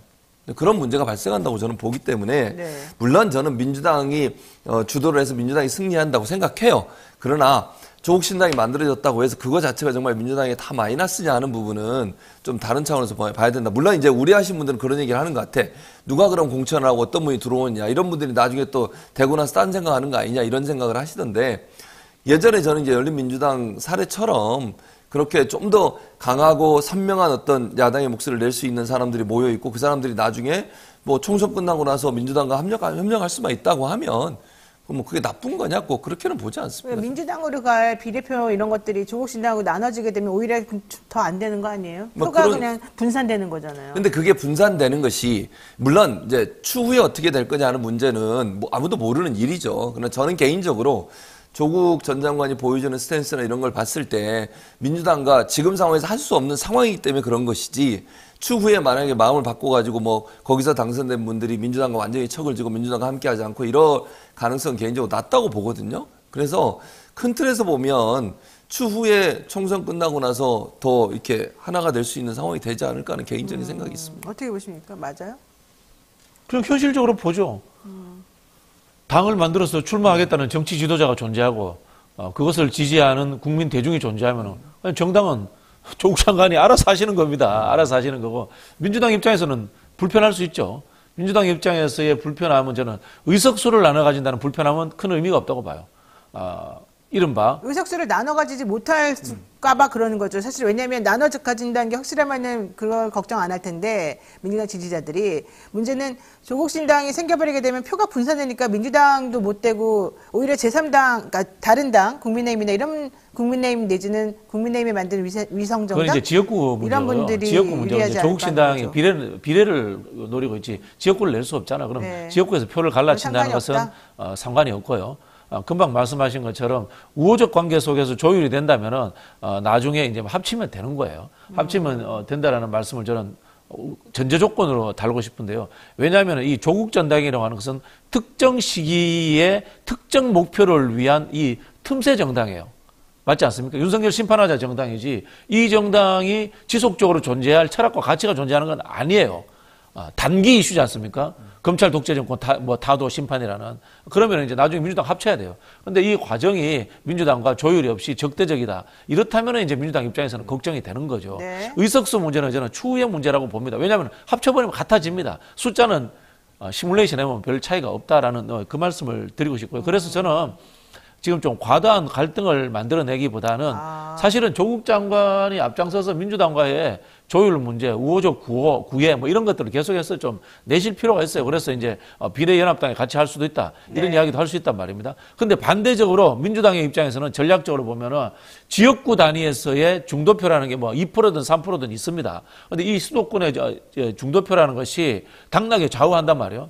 그런 입장에서 조국 장관에 대해서 불편해하는 중도가 오지 못할 수도 있다는 우려를 가질 수밖에 없는 거예요, 전략적으로. 이런 부분에 있어서 뭐 속으로는 뭐 조국 장관이 우리 편이라고 생각하더라도 겉으로는 전략적으로 좀 더 우리는 좀 그 부담스러워라는 그런 뉘앙스를 가질 수밖에 없는 거예요. 이게 이제 정치 한편으로 보면 현실이에요. 네. 저는 한 가지만 제안을 드리면 조국 전 장관이 한동훈 비대위원장의 각을 좀 많이 세웠으면 좋겠어요. 대결 구도를 한동훈 대 조국 이렇게 돼버려야 돼. 그러니까 한마디 하면 이쪽에서 한마디 하고 이러면 언론이 계속 보도를 하지 않겠어요? 네. 지금 한동훈 비대위원 자꾸 이재명 대표를 끌어들여가지고 묻자꾸인이 계속 공격을 하잖아요. 이재명하고 각을 세우잖아요. 그렇죠. 근데 그걸 네. 조국 대 한동훈이 돼야 된다니까? 그러면 선명하게 돼요. 그러면 한동훈 비대위원장도 상당히 곤혹스러울 거예요. 조국 장관이 계속 그걸 가지고 끌어내리고 막 시비를 걸면. 근데 조국 장관이 좀 너무 그런 거 하기엔 점잖은 편 아니 근데 아닙니까? 요즘 보면 그렇지 않은 것 그렇지 같은데 않아요? 많이 바뀌었어요. 지금 교수하시던 분이 네. 이 아사리파까지 나왔는데 정평코가 어디서 뭐 죽게 하면 살기로 해야 되는 거고요. 맞아요. 예를 들면 이렇습니다. 저는 이제 이재명 대표에 대해서 말씀드릴 때 한동훈과 싸우지 마라. 그 말씀드리거든요. 이재명 대표의 경쟁자는 윤석열이에요. 그렇죠. 그렇게 가야죠. 윤석열이에요. 그러면 이제 조국 장관 같은 경우에는 이제 한동훈 위원장과 마음 놓고 이제 싸울 수 있는 그렇죠. 그런 좀 위치를 가질 필요가 있죠. 네. 자, 좋습니다. 그러면 여기서 또 하나 이제 핵심적으로 궁금한 거. 민주당에서 지금 현역 의원 하위 20% 통보를 했습니다. 근데 사실 저는 그렇게까지 막 큰 걱정 안 하는 게 하위 20%에 누가 속해 있는지는 본인들만 알아요. 지금 그 공관위원장하고 임혁백. 그런데 이제 그 중에서 박용진 의원이라든가 뭐 윤영찬 의원이라든가 이런 분들은 나 하위 20% 뭐 하위 10%막 이렇게 얘기를 해버리잖아요. 근데 사실은 생각보다 이 31명이 거기에 포함됐다고 하는데 생각보다 그렇게 나 하위 몇 프로에 포함됐어라고 말하는 사람들이 많지는 않기 때문에 그분들이 막 들고 나가가지고 이낙연 전 대표나 뭐 합친다거나 다른 당으로 간다거나 이게 생각보다 크지는 않을 것 같긴 합니다. 많은. 제가 이런 게 변수 아닐까요? 시청자 여러분들이 좀 정확하게 모르시는 부분이 있을 것 같아서 네. 설명을 드릴게요. 네. 이 페널티가 30% 페널티를 주잖아요. 30% 페널티를 준다는 것은 제가 득표율의 40%를 받았는데 30% 빼서 10%가 된다. 이런 뜻이 아닙니다. 그러니까 4, 3, 12%를 뺀다는 그렇죠. 12%죠. 28%만 예를 들자면 노영희 변호사하고 저하고 경선을 했습니다. 노영희 변호사가 28%, 제가 40%. 그러면 4, 3, 12에서 해서 둘이 동률이 되는 동률이 겁니다. 되는 거죠. 그리고 10% 미만 정도의 이 수준 가지고는 안 되는 거예요. 그 이야기 뭐냐면은 현재 지역구에서 자기가 압도적으로 신인과 해서 이긴다고 생각하는 사람들은 이 하위 20%에 들어가도 말 안 하는 거예요. 난 조용히 나는 하위에 들어갔다는 이야기 하지 않고 경선에도 이길 수 있다고 생각을 하는 겁니다. 그런데 지금 윤영찬 의원 같은 경우 지역구에 이수진 의원이 와서 여론조사를 해보면은 네. 비슷비슷하게 나와요. 아. 그렇지 않습니까? 김영주 전 의원 같은 경우도 거기에 전 구청장인 최현일 씨라고 있습니다. 하고 여론조사하면 아마 제 짐작컨대 최현희 씨가 더 높다는 것 같아요. 아니 뭐 그거 뭐 제가 단정할 수는 없지만은 어쨌든 간에 만만치 않게 나올 겁니다. 박용진 의원도 정봉주 의원하고 만만치 않을 겁니다. 이런 분들은 공개적으로 반발하는 거예요. 왜냐하면 이게 개인에게 통보가 됐기 때문에 몰라요, 사실은. 그렇죠. 남들은 모르죠. 남들은 몰라요. 언론에도 안 나와요. 사실 이게 제일 큰 문제예요. 평가한 걸 왜 공개 안 하냐 말이야. 평가한 걸 공개하지. 원래 교수 해야 돼. 평가제도 공개하고 언론도 공개하고 모든 것을 다 공개하는데 공개 안 하는 절차가 저는 문제라고 보는데 네. 이것조차도 못 받는다고 하는 것은 개인의 정치적 진퇴양난의 문제, 위기의 문제 이걸 가지고 업시켜가지고 당을 비판하는 도구로 만들고 있다. 그런 생각이 드는 겁니다. 자, 어쨌든 탈당하는 의원들 이낙연 대표 밑으로 들어갈까요? 지금 조선일보 보니까 이낙연 대표 와라 지금 그러고 있던데. 안 갈 것 같은데요? 안 가요? 왜요? 아니, 간 사람도 있긴 하겠지. 근데 많이 뭐 예를 들면 공천에 탈락한 사람들이 전부 다 갈 거라 저는 그렇게 보지 않아요. 그리고 경선을 하게 되면 못 가게 돼 있어요, 법적으로. 경선에 참여하게 되면. 그러니까 경선하기 전에 나가야 돼요. 근데 오늘 보세요. 아까 뭐 박지영 우리 평론가 얘기하신 것처럼 여러 사람들이 얘기하면서 뭐라 그래요? 당에 남겠다고 그래요. 나가겠다는 사람 없잖아요, 지금. 아직은. 윤영찬이든 홍영표든 뭐, 보니까 이분들도 보면 김영주 의원은 빼고는 나머지 분들 입장에서는 당에서 계속 도전하겠다, 당을 지키겠다, 이렇게 얘기해요. 네. 그 말은 결국 나가지 않겠다는 얘기로 저는 들리거든요. 경선 참여하기 전에 나가야 돼, 나가려면. 근데 경선을 참여하는 순간 못 나가게 되는 거니까 본인 입장에서 경선을 참여하겠다는 생각이 더 강하다고 보여지고요.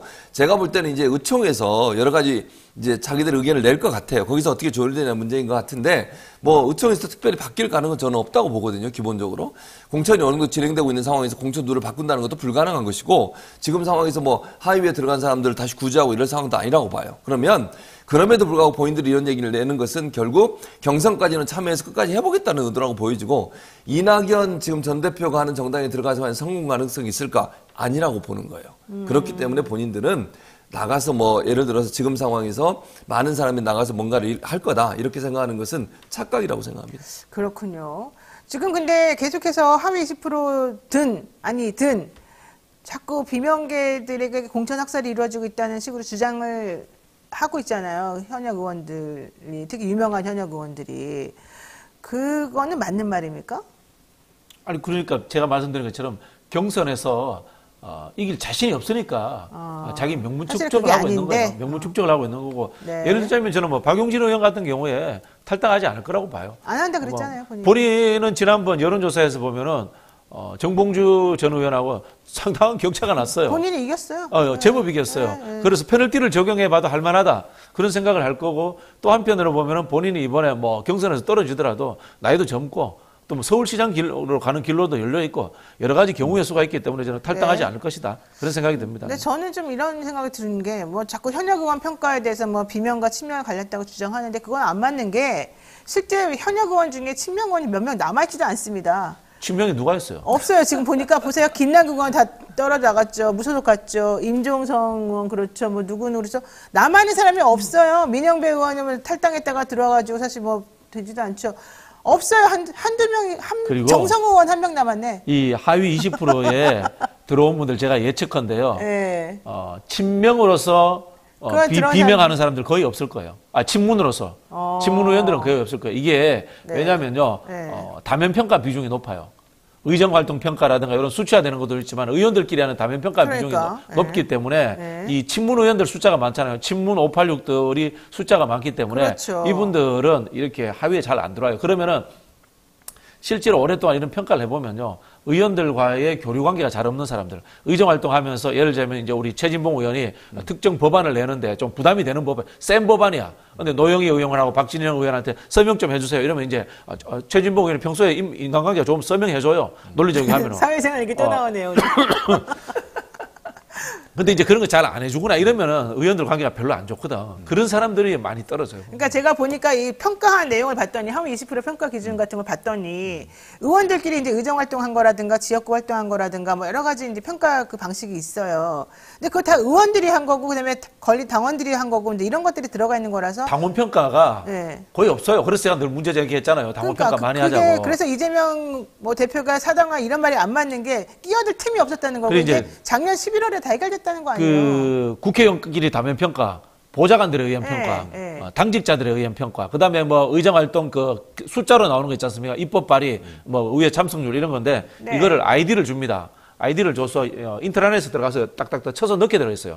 이걸 어떻게 바꿀 수가 없어요. 그러니까 그에다가 이 평가는 작년 11월에 다 끝난 평가라니까요. 맞아요. 이번하고 전혀 무관한 거라니까요. 근데 왜 자꾸 이런 얘기들을 하면서 호도를 하는 거죠? 그러면? 왜냐면 이재명 대표를 자꾸 이제 뭔가 상처를 내려고 하는 거잖아요. 그리고 이재명 대표 얼굴로 치러지는 선거에서 국민의힘이나 보수 언론 입장에서는 네. 이재명 대표를 자꾸 상처를 내야 결국 자기들한테 유리하다고 생각을 하는 거예요. 근데 사실 지금 보면 뭐 국민의힘은 한동훈 비대위원장이 거의 뭐 윤석열 대통령 둘이서 다 거의 하는 것처럼 보이잖아요. 그런 부분들은 전혀 보도를 안 하고 이재명 대표에 대해서만 마치 사당화한 것처럼. 근데 이재명 대표가 끼어들 여지가 없다니까요. 지금 두 분이 말씀하셨지만 기본적으로. 알겠습니다. 이미 20% 뭐 30% 10% 들어간 분들은 네. 이미 작년에 끝난 걸 가지고 이제 발표를 하고 발표를 아니 개인적으로 알려주는 거잖아요.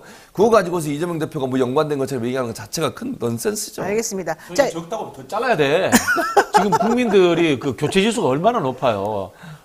이번 국회 한 게 뭐 있습니까? 네. 더 잘라야 된다고 봐요, 저는. 자, 요거 국민의힘은 그런데 상대적으로 뭐 공천이 뭐 좀 스무스하게 진행된다 이런 평가도 있지만 또 어제부터 계속 나온 중앙일보라던가 이런 또 보수 언론의 얘기에서도 나오는 게 감동도 없고 그냥 현역 의원 많이 안 자르고 그런 게 다 그냥 현실적으로 쇄신이나 혁신의 의지가 없기 때문에 조용한 것 뿐이다. 이런 또 취지로 공천에 대해서 앞으로 큰 파장이 일어날 것처럼 또 얘기를 하더라고요. 그 시청자 여러분들이 공천에서 막 이렇게 감동을 준다 이런 거에 현혹되시면 안 돼요. 민주주의 절차라는 것은 정당성, 될 만한 사람이 되는 거지 이벤트하고 쇼하는 그 때문에 대한민국 정치가 이 모양 이 꼬라지가 된 거예요. 민주당 180석 얻고도 검찰 독재 정권 제압하지 못한 거 아닙니까? 그러니까 제발 이벤트를 지금 정치를 핵심으로 삼으려고 하는 그 시각, 그 싸구려 언론의 그 초점에서 빨리 벗어나야 된다. 그 사람의 경력을 보고 될 만한 사람이 되는 것이 좋은 공천이다라고 이렇게 말씀을 드리고 싶고요. 그래서 이게 민주적 절차이기 때문에 민주적 절차가 원래 시끄러운 겁니다. 노무현 대통령이 그런 이야기 했어요. 민주주의는 원래 시끄러운 겁니다. 다만 이게 행정 절차이기 때문에 공천을 광화문 광장에 앉아 갈 수는 없어요. 그렇죠. 네. 사무실에 앉아가지고 점수도 봐야 되고 개인정보도 다 했는데 그걸 어떻게 다 공개합니까? 이걸 또 밀실이라고 할 수도 없는 거예요. 행정, 인사행정이라는 것은 사실은 비밀주의도 어느 정도 들어가야 되는 거예요. 그런 부분이 존재한다는 것을 좀 이해해 주셨으면 좋겠다. 그 말씀 드리고 싶어요. 이런 가운데 한동훈 비대위원장 당 공천이 확정되어 있는 수도 격전지를 돌면서 또 본인의 개인기로 인기몰이를 한다. 그걸 가지고서 또 이 국민의힘이 선거에서 이길 수 있도록 분위기를 몰아간다. 이런 얘기가 있어요. 어제 광진구, 오늘은 구로, 또 23일에는 인천 계양 을 간다. 이런 얘기거든요. 이거 잘하고 있습니까? 뭘 잘해요? 비호감이야. 그러니까 모르겠어요. 좋아하는 사람도 있겠지. 저는 비호감이라는 얘기예요. 개인적으로 제 개인적 의견은. 근데 한동훈 비대위원장의 그런 행보에 대해서 저는 물론 이제 현재 그 국민의힘을 지지하는 분들이라면 국민의힘 후보들 입장에서는 그래도 뭐 인기가 높다고 생각하시는 것 같아요. 그래서 이렇게 돌아다니면서 바람몰이 하는 건데 저는 그게 전체적으로 영향을 미칠 거라고 보지 않습니다. 기본적으로. 이게 왜냐하면 지금 공천도 마찬가지예요. 박지영 지금 평론가도 얘기했지만 기본적으로 공천이라고 하는 게 잘 되고 있다고 보이잖아요. 그거 뭐 잡음 없는 것처럼 돌려막기예요, 지금. 계속 돌려막기 하고 있는 거예요. 근데 이 돌려막기는 언젠가는 끝나요. 카드 돌려막기도 보세요. 처음엔 잘 돼. 어느 정도까지. 근데 나중에 막판에 가면 어떻게 돼? 이제 폭발을 해요. 그렇죠. 그러니까 이게 무슨 말이냐면 자, TK나 PK나 이런 불만 있는 사람들 다 수도권으로 보내고 다른 자리 하나씩 다 주잖아요. 그러면 돌려막기 하고 있어. 못 나가게 하고 어떻게든지 가두리에 막아놓고 못 나가게 막아놓고 있는 거예요, 지금. 근데 어느 순간 가면 어떻게 돼? 이제 더 이상 할 수 없는 상황이 돼요. 누군가는 떨어져 나가야 돼. 그러면 그 떨어져 나갈 때 그 사람들이 가만히 있겠어요? 그리고 지금 어쩔 수 없이 뭐 검찰 캐비넷 때문이든 아니면 뭐 다른 자질을 준다는 이유 때문이든 공천을 탈락시키겠다는 협박이든 모르겠지만 그래 딴 자리 간 사람들 그 사람들 떨어져 봐. 어떻게 생각하겠어요? 국민의힘의 공천은 폭력의 효율성이다. 이렇게 보시면 됩니다. 폭력의 효율성이요? 깔끔합니다. 독재는. 뭐 경선할 필요도 없어요. 너 여기 가. 안 그러면 아웃. 뭐 이렇게 하면 되는 거예요. 이게 폭력의 효율성이다. 이렇게 보여지고요. 그럼에도 불구하고 현역 의원들이 우리 예상보다 이렇게 많이 살아나는 것은 쌍특검에 대한 우려. 그렇지. 가둬놓는 거예요, 그냥. 그러니까 저는 그리고 지금 보세요. 10% 컷오프 하겠다고 그랬잖아. 네. 지금 현역 의원들, 지역 의원들 한 명도 컷오프 나간 사람이 없어요. 국민의힘에서. 언제 할 거예요? 하긴 할 거예요? 그러니까 안 할 것 같기도 해요. 왜 안 하는 거예요? 아니 그 왜 말을 얘기했잖아요 하다가 지금 말아요. 특검 특검 때문이다. 특검법도 그렇고 네. 불만을 최소화하려고 하는 의지라고 보여지는데 TK 지역까지 이제 뽑아내면 갈 자리가 없어요 나중에는. 그러면 이제 거기서 불만이 터져 나올 거예요. 지금은 가만히 있지만. 네. 그래서 저는 이게 지금 현재 폭탄을 계속 키우고 있는 거다. 이게 뭐 언젠간 터져야 되는 건데 그걸 최대한 늦게 터지게 하려고 하고 있는 상황이 이렇게 보여져요. 그렇군요. 이현주 의원이 이런 말 했네요. 한동훈 위원장 왜 남의 당 공천에 왈가왈부합니까? 민주당은 공천 때문에 시끄러운 반면에 국힘은 조용한 편이니까 현역 한 위원장이 잘해서 그런 줄 압니까? 민주당의 계파 갈등이 있다고 칩시다. 그럼 국힘은 잘해서 없는 줄 압니까? 그게 아니라 국힘에선 이미 비주류가 전멸했지요. 이준석, 김기현 당대표 찍어내기, 안철수, 나경원 등 당대표 후보 찍어내기, 나도 당했지만 홍준표 징계하기, 유승민 왕따시키기로 이미 비주류적 목소리 낼 만한 정치인은 모두 씨가 마르지 않았나요? 그나마 남은 자들도 어차피 계란으로 바위치기니 공천 신청 자체를 하지 않거나 자포자기한 겁니다. 물론 국힘은 DNA 자체가 완전과 복종, 침묵의 정당이기도 합니다. 생각해보세요. 이런 식으로 좀 얘기를 계속 하고 맞나요? 동의하십니까? 금방 말씀드린 것처럼 민주주의는 네. 비주류와 당내 갈등이 존재하는 게 민주주의입니다. 네. 독재는 깔끔합니다. 싸그리 폭력적으로 해결하기 때문에. 알겠습니다. 마지막 한마디. 저요? 네. 저는 아까도 얘기했지만 국민의힘이 네. 잘 되는 것처럼 보이는 거는요. 네. 여러 가지 이유 때문에 막아놓고 있는 것이기 때문에 언젠가 폭발할 거고 그 폭발의 시점이 점점점 다가오고 있다. 이렇게 말씀드리겠습니다. 알겠습니다. 오늘 말씀 여기까지 듣겠습니다. 고맙습니다. 감사합니다. 네, 두 분과 지금까지 함께했고요. 건강보험, 차량보험을 더 저렴하게 만나보실 수 있는 전문보험 클리닉 업체 믿을 수 있다 더 착한 보험 소개해드립니다. 가족이나 친척, 지인에게 묻지마 보험 가입하신 분들, 보험료는 적당한 건지, 필요한 보장은 제대로 들어있는 건지 궁금할 때 미리미리 점검 받아보시기 바랍니다. 예약만 하시면 전국 어디서든지 무료로 방문 상담 가능하니까요. 주저하지 말고 예약하시고요. 상담 예약은 대표전화 1644-1236, 1644-1236 그리고 문자 가능한 번호는 010-76하늘의-3303입니다. 언제든지 24시간 문 열려있으니까 연락주시고요. 영친 여러분들 많은 관심 부탁드립니다. 저희가 오늘 준비한 방송 여기까지고요. 잠시만 기다리시면서 노반장이 진행하는 뉴스인사 프라임 진행하게 됩니다. 여러분들 많이 응원해 주시고 유튜브 멤버십 가입해 주시기 바랍니다. 잠깐만 기다려 주세요.